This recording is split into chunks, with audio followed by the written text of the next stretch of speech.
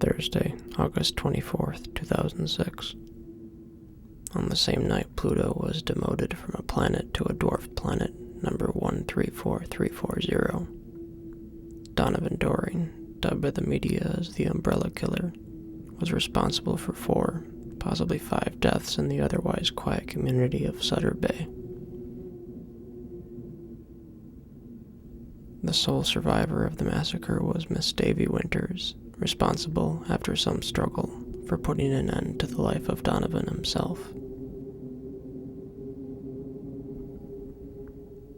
She doesn't go out much anymore. All of her friends are dead.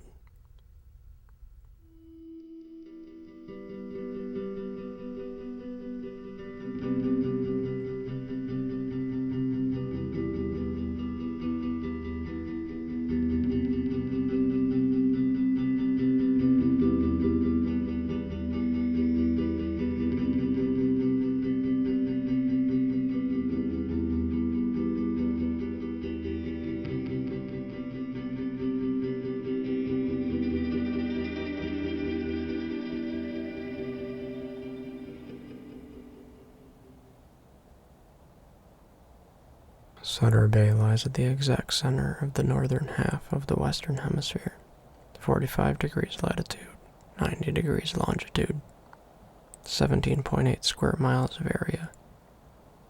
It holds a population of 38,426 people with a stable workforce, a third of which in manufacturing.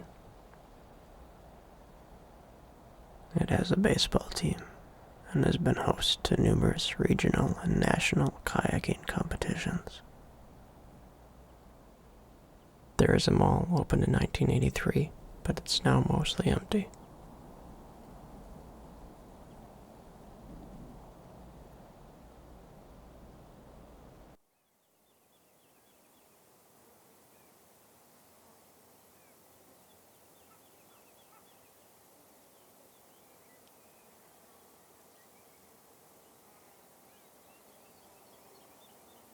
Davi has never handled the press very well, but has agreed to a photo op with the local newspaper for the anniversary. Pictures were taken in a field 5 blocks from the site of the murders, where a shoe that Davi lost that night was inexplicably found weeks afterward.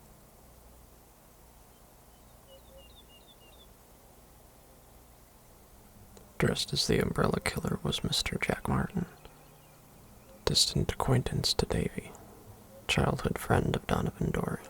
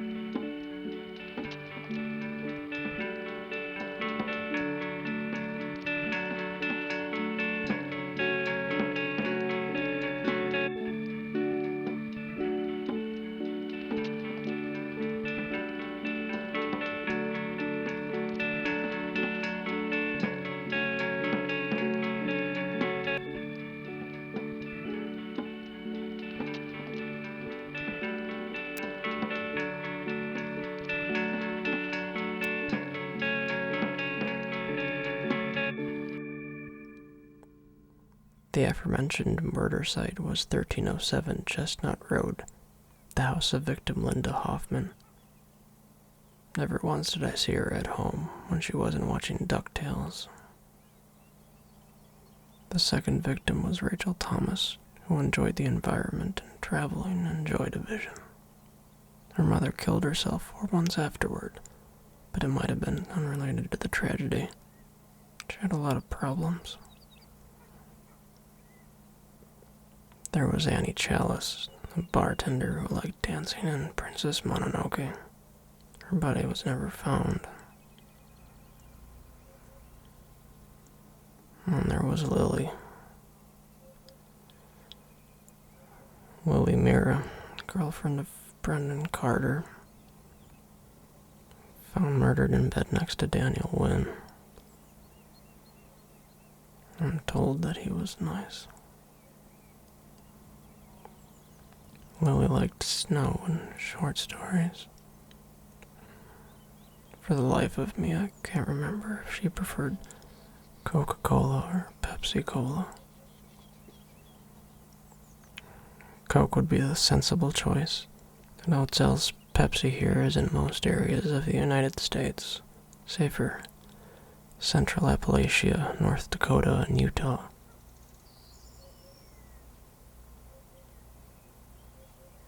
Strangely, in Buffalo, New York, Pepsi outsells Coke 2-1.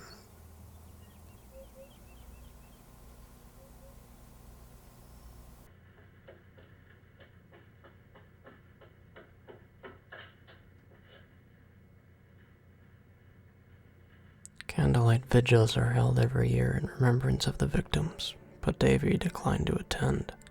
There's a chance of rain tonight, and the sight of all those umbrellas would be unpleasant. She does, however, make the rounds to community support groups held twice a month in the basement of the area's newest church, built in the aftermath of the massacre for additional support.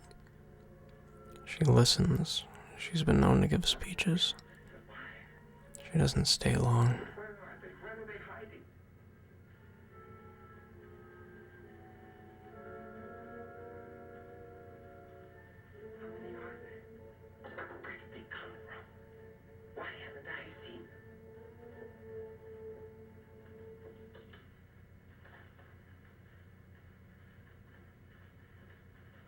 This is Robert Morgan. If somebody can hear me, answer me. For God's sake, answer me.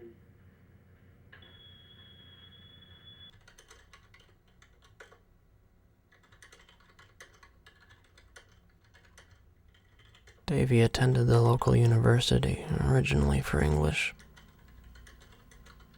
One day she read Kurt Vonnegut's address to the National Institute of Arts and Letters, 1971, concerning Dr. Robert Redfield, once head of Chicago's Department of Anthropology. Quote, he acknowledged that primitive societies were bewilderingly various. He begged us to admit, though, that all of them had certain characteristics in common. For instance, they were all so small that everybody knew everybody well, and associations lasted for life. The members communicated intimately with one another, and very little with everyone else. There was little change. And Dr. Redfield invited us all to call any such society a folk society. And I say to you that we are full of chemicals which require us to belong to folk societies, or, failing that, to feel lousy all the time. We are chemically engineered to live in folk societies, just as fish are chemically engineered to live in clean water. And there aren't any folk societies for us anymore. This inspired Davi to switch majors and aim for a degree in cultural anthropology, which unfortunately proved quite useless while her friends were being slaughtered.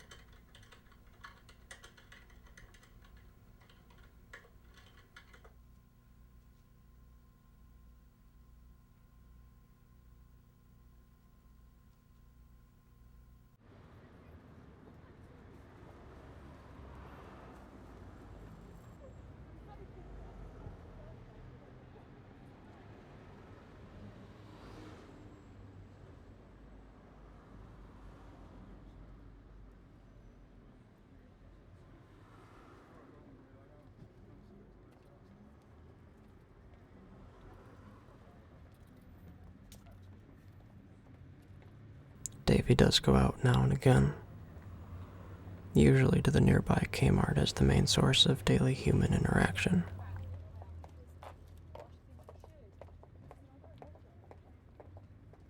It may not be open 24 hours, but it's comfortable, and also 10 blocks from her apartment, as opposed to the Walmart 8 miles away.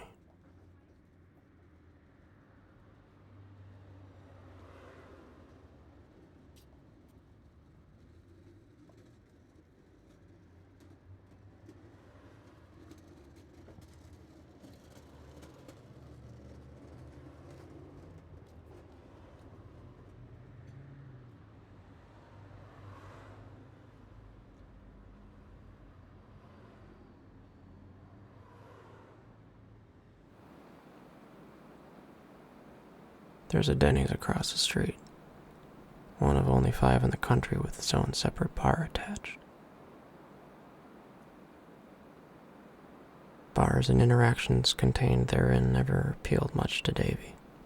She's fine with a waffle with strawberries, whipped cream, and water.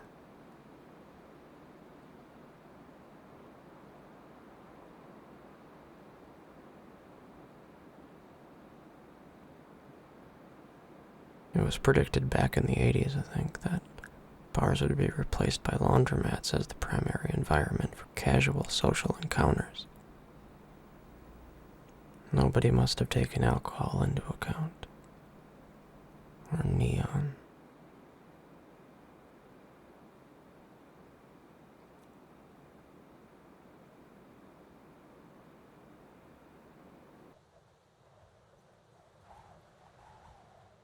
Davy had actually met Donovan Doring once before, aside from the time she pushed him out of a 2-story window. Years ago at a bowling alley in the town of Russellville, while playing Konami's 1992 X-Men arcade game. It was a 6-player game that you could choose between Cyclops, Colossus, Wolverine, Storm, Nightcrawler, and Dazzler. Dazzler was always her favorite. They had no mutual friends, but Donovan was there. He came over to join. He was Colossus. Those nearby recall him telling a joke. You know, in the sky, when you see geese flying, they always make the shape of a V. Why does one line always look longer than the other? Because there's more geese in that line.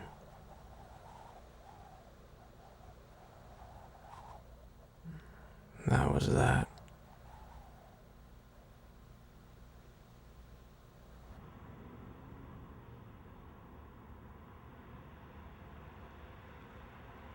I remember Lily. She was obsessed with Crystal Pepsi, introduced in 1992 around Super Bowl 27. She always wanted an original can. Said she'd scour the country to find it, in some ancient, forgotten vending machine on the side of the road in the middle of nowhere.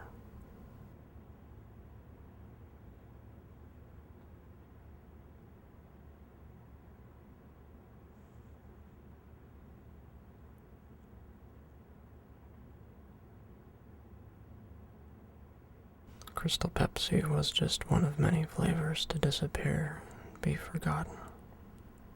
Go away forever, to abandon us. Pepsi Free, Pepsi AM, Pepsi Azuki, Pepsi Boom, Pepsi Cappuccino, Pepsi Blue Hawaii, Pepsi Carnival, Pepsi Fire, Pepsi Gold, Pepsi Green, Pepsi Holiday Spice, Pepsi Ice, Pepsi Iced Cucumber, Pepsi Lime, Pepsi Mojito, Pepsi Raging Raspberry, Pepsi Red, Pepsi Samba, Pepsi Strawberry Burst, Pepsi Summer Chill, Pepsi Tropical Chill, Pepsi Freeze, Pepsi Twist, Pepsi's Vanilla, Pepsi White.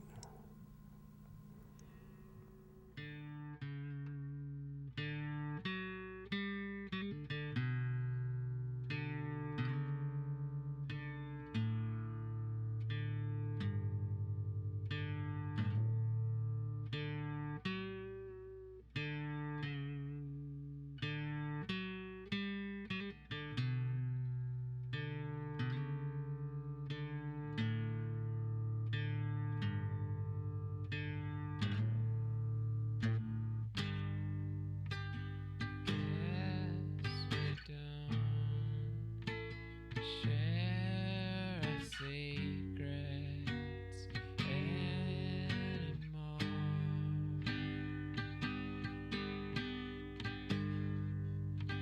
I guess we don't share our secrets anymore.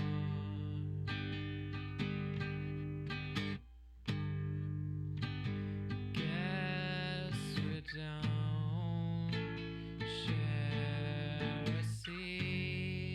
our secrets anymore.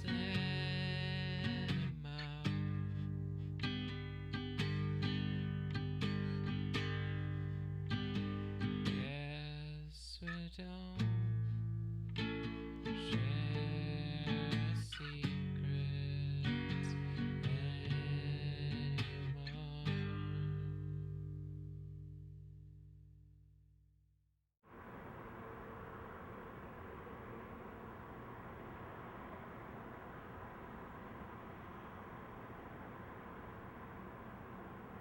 The parking ramp hired Davy for security 2 months after the incident. It stands where a Big Boy restaurant used to be, where she frequented as a child.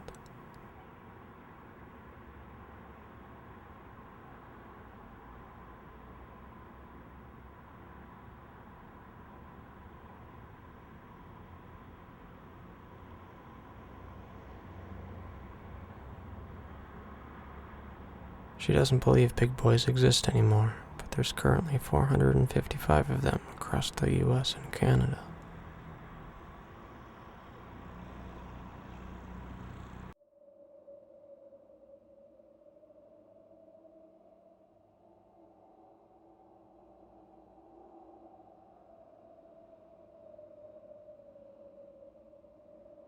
Only one person has found and bothered her at this job, Dr. Terrence Whalen.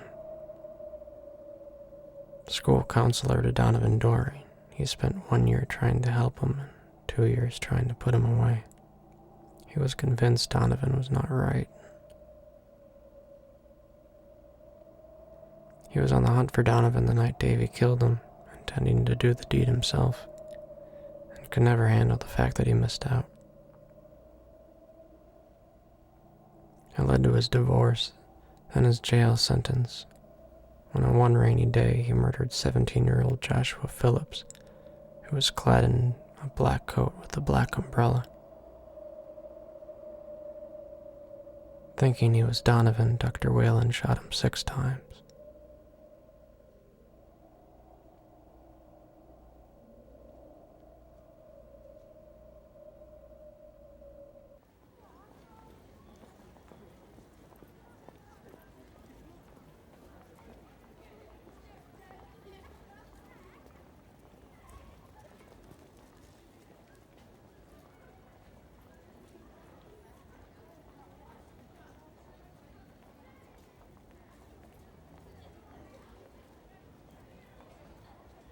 "190 miles to the west, the Mall of America is where Davy frequents for anonymity, to avoid the persona of a local hero.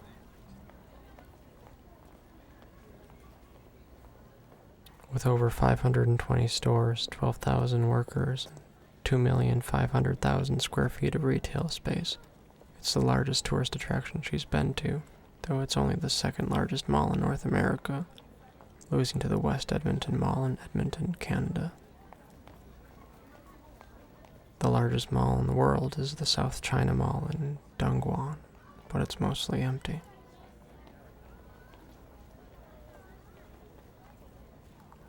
Pepsi has a monopoly here, with vending machines at every outside entrance, all over Nickelodeon Universe, and in the fountains of every food court, save for a single Burger King on the 3rd floor.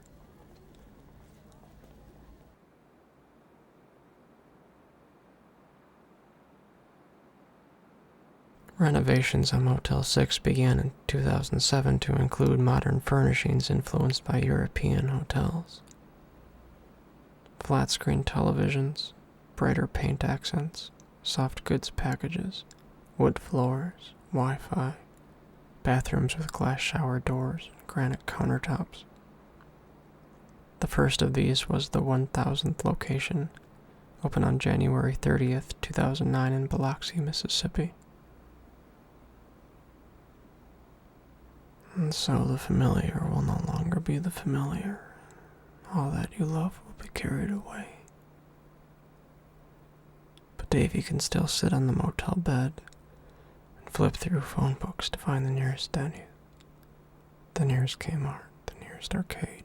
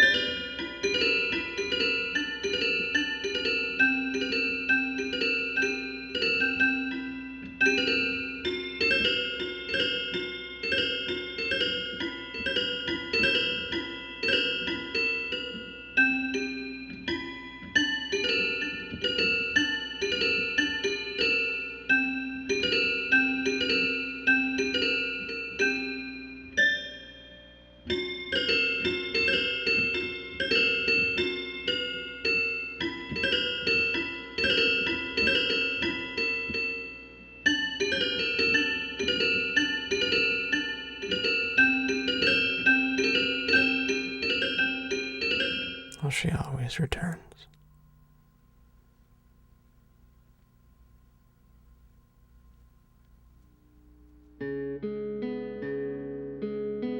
Got around to writing.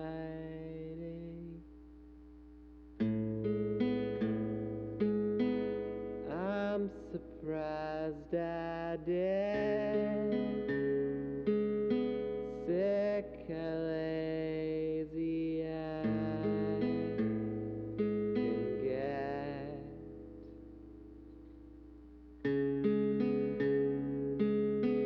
Thought you deserved better. You deserved an answer, but I came up with nothing.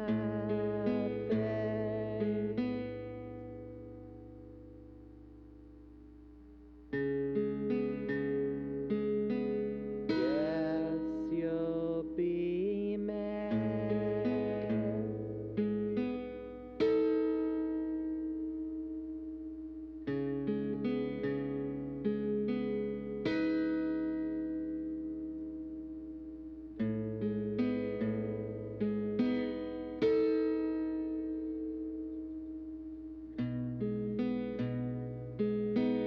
I was looking backwards. You were looking forwards. I was barely moving. I was barely moving.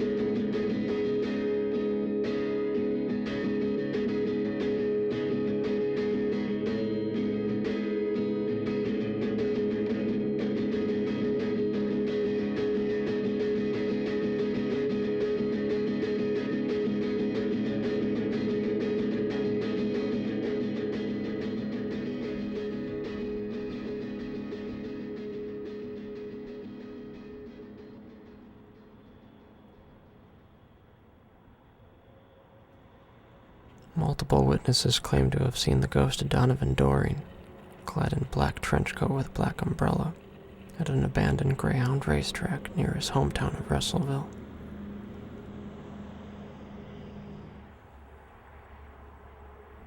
"16 miles to the west of Sutter Bay, it's 1.6 square miles, population 4,063. They are not proud to consider Donovan Doring one of their inhabitants. A letter from a concerned parent to the local high school he attended reads, I am writing to express my concern about the black trench coats I have seen worn around Russellville West High School. I don't understand why this is allowed. Clearly we know what they symbolize, or at least how they remind people of the tragedy in Sutter Bay. If these coats were not worn before the incident, why are these kids wearing them now? It is too much of a coincidence. Are these kids part of some Donovan Doring mafia, or are they seeking attention? Either case, it's very disrespectful. This is also scary for students. It scares me when I drop off my daughter and see this group huddled together modeling their black coats. Are the parents of these students aware what their children are wearing? Have you talked with them? If it were my child, I would be concerned. I think this needs attention and needs action. If it goes uncorrected, who will be responsible if they decide to copy something else? Not just a fashion, but a violent behavior. What about requiring these teens to show some respect for those that got killed in Sutter Bay, and respecting of the fears of fellow students? I would like to see these black trench coats banned from Russellville West High School property and the parents of these students notified. Any solutions and plan of action you can provide would be reassuring. A concerned parent.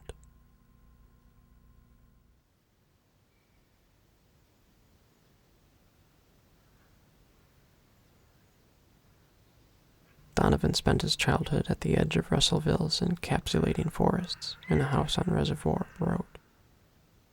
He moved away in 1992, and the house is just about gone now, though no one knows when or how it happened. Perhaps it was Donovan himself. He had disappeared for 8 months prior to the incident, and there was one report of a hiker spotting him deep in the forest during that time.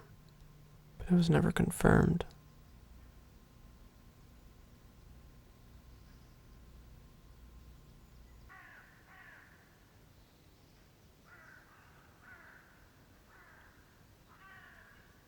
Lily once sent me a postcard from Russellville as a joke that I didn't really get. But all I can find now is this letter she wrote 2 weeks before her death. It reads, I need a haircut. Atlantic City is a wasteland. The CD I'm listening to said wasteland right before I wrote it. Right now I'm watching ants dive into my cherry coke. Half of them are drowning. Greedy bastards. I wonder what it would feel like to be swallowed whole.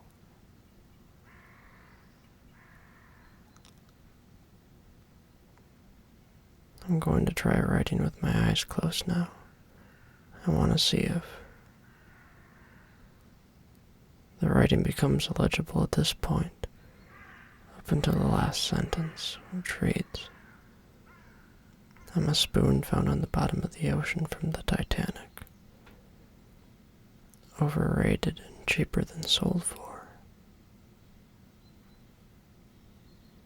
I don't know what that means.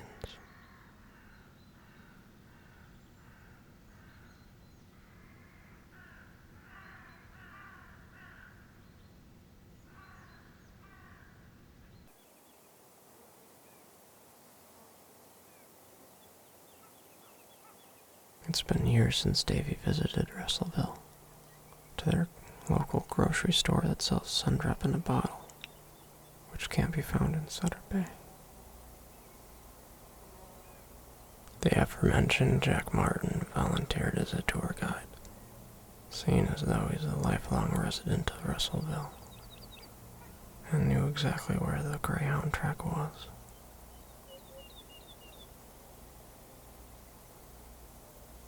This would be the last time he and Davi would speak.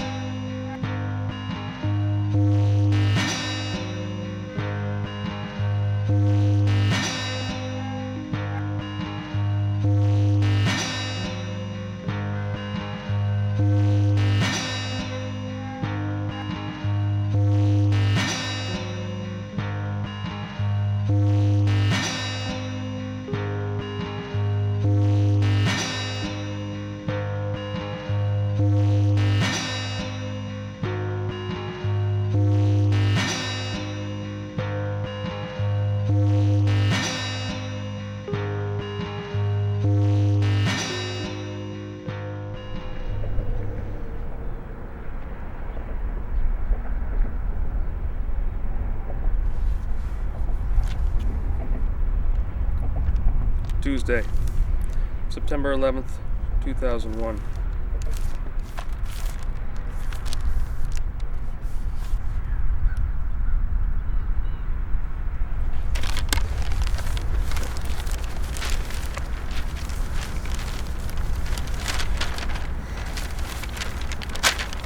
Japan suspects first mad cow disease. 21 indicted in schemes to rig McDonald's games. Typhoon Dana's buffets mainland, 5 killed. Former worker sue Walmart, overpay. Starbucks denies use of ephedrine tea. Shootout vowed in chilling video. Soldier in Kashmir kills 4 colleagues, himself. Disney to sell its retail stores in Japan. EPA won't relax arsenic rule, officials say. Life's good, less so for rural folks. Blockbuster dumps 25% of its tapes for DVDs.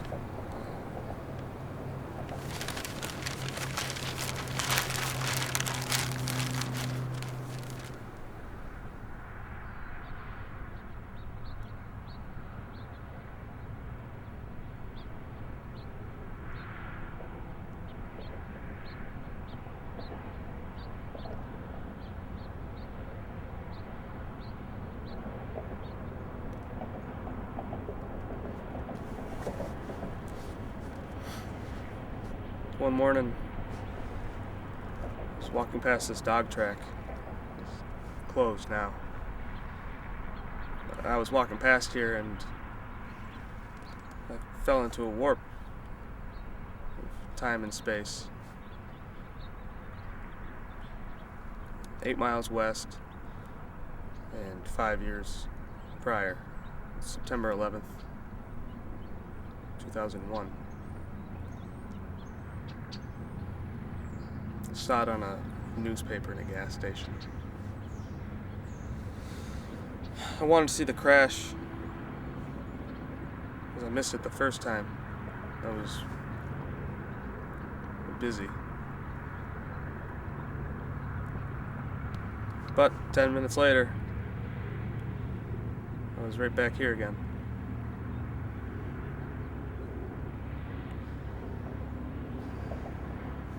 This place closed on August 10th, 2001. Just missed it.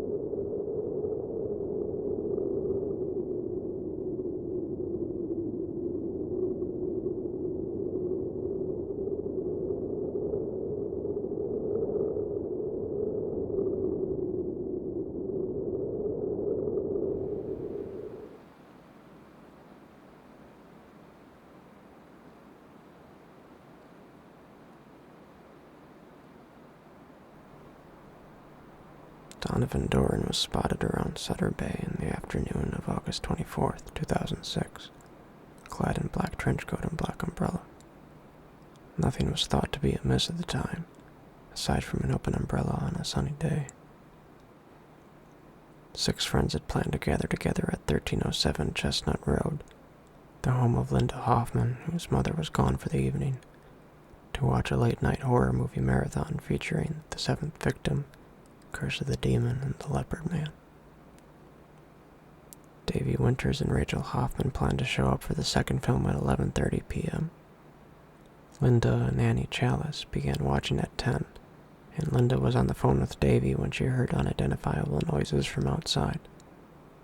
Annie went out and disappeared forever. Upon not returning, Linda hung up the phone and went to look. It is presumed she was attacked by Donovan Doring and ran away down the block to the nearby school. She had tried to pry a window open, only for Donovan to catch up and shove her head through the glass. There was a puncture wound on her forehead through the skull, at first thought to be done by a shard of glass, but later revealed to be done by Donovan's own thumb. At this time, Daniel went in Lily. Lily Mira arrived. Finding no one home, they headed upstairs to make love, just about the time when Donovan dragged Linda's body back to the house. Lily must have been in the bathroom when Donovan returned and found Daniel in bed. We strangled and left for Lily to find.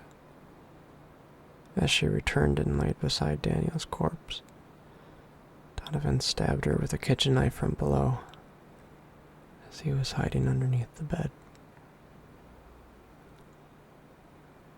Davi and Rachel were the last to arrive, minutes before the start of Curse of the Demon. Rachel went upstairs to use the bathroom as Davi made popcorn. Hearing a scream, Davi rushed up in time to see Donovan impale Rachel through the torso with his umbrella, pinning her to the wall. Davi ran and hid in the bedroom, under the bed, soaking in Lily's pool of blood. She found Donovan's discarded kitchen knife, and as he entered the room and flipped the bed over, Davi stabbed him in the face. With Donovan unmoving, Davi made her way to the stairs, but was attacked from behind, and during a struggle in the hallway, Davi shoved Donovan through the second-story window. He landed on his neck.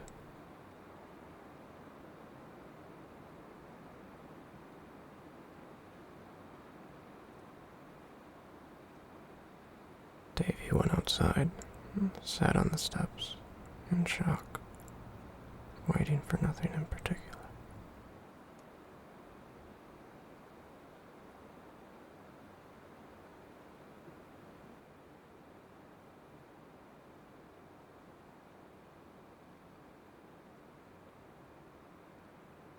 The house has remained empty since the Hoffmans moved out following the attack, but it is now the future site of a planned tourist attraction, complete with room-by-room guides and merchandise that states, "I survived the Umbrella Killer Massacre, and all I got was this lousy t-shirt."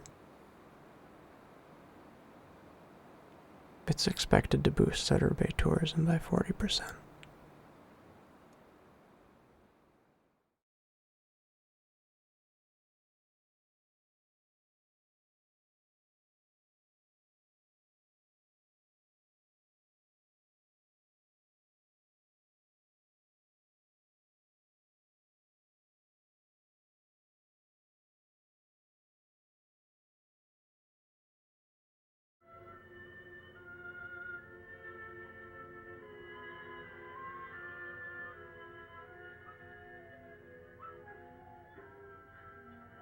Tomorrow is Halloween. Davi plans to stay in, not wanting to deal with local trick-or-treaters dressed as Donovan Doring. Plus, Curse of the Demon will be on television. She missed it the last time. You're gonna be all right.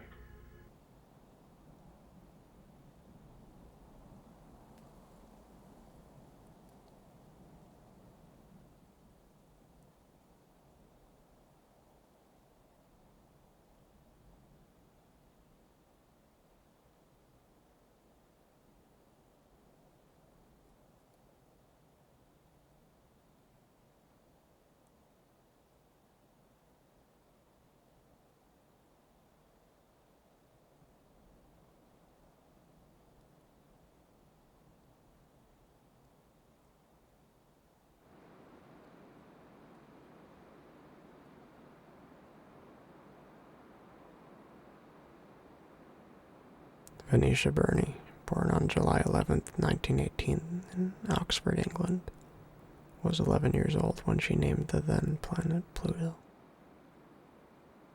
She was interested in classical mythology and astronomy, and suggested the name of the Roman god of the underworld, thinking it was appropriate for such a dark and cold world, to her grandfather, Falconer Madan, former Oxford librarian, who passed it on to Professor Herbert Hall Turner and his colleagues in the United States. The name was picked on May 1st, 1930, and Venetia was given 5 pounds as a reward. This is all she would be known for. Months before her death, regarding Pluto's demotion from a planet to a dwarf planet, number 134340, Venetia said, "At my age, I've been largely indifferent to the debate, though I suppose I would prefer it to remain a planet."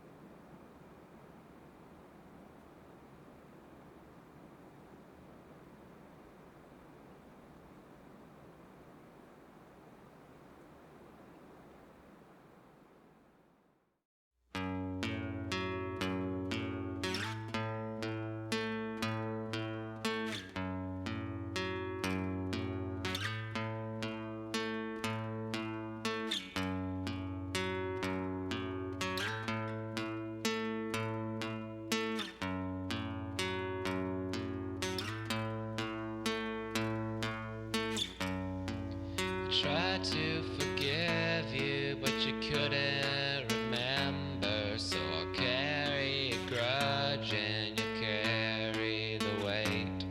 Not a bad situation, we could have done better. But I wasn't trying to solve everything. Sometimes when you're crying, it sounds like you're laughing, but it's not so